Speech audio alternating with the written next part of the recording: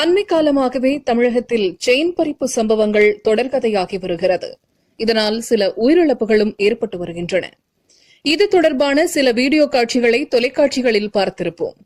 எனவே இதனை எப்படி தவிர்க்கலாம், எவ்வாறு விழிப்புணர்வாக இருக்கலாம் என்பதை இந்த தொகுப்பில் காணலாம். எப்படி பாதுகாப்புடன் இருப்பது?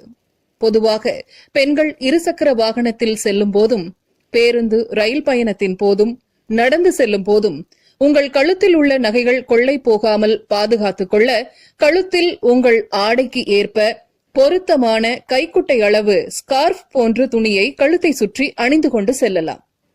இதனால் உங்கள் நகைகள் மற்றும் உயிர் பாதுகாக்கப்படும். நீங்கள் கேட்கலாம், நகைகள் அணிவதே பிறர் பார்க்கவே என்றாலும் உங்கள் பயண நேரத்தில் மட்டும் இவ்வாறு ஸ்கார்ஃப் போன்று அணிந்து கொண்டால் பாதுகாப்பாக இருக்கலாம். எல்லா நேரமும் உங்களை காவல்துறை பாதுகாக்க முடியாது. ஆனால் இது போன்ற வழிமுறைகளை பின்பற்றினால் பாதுகாப்பாக இருக்கலாம், உயிர் பலியை தவிர்க்கலாம்.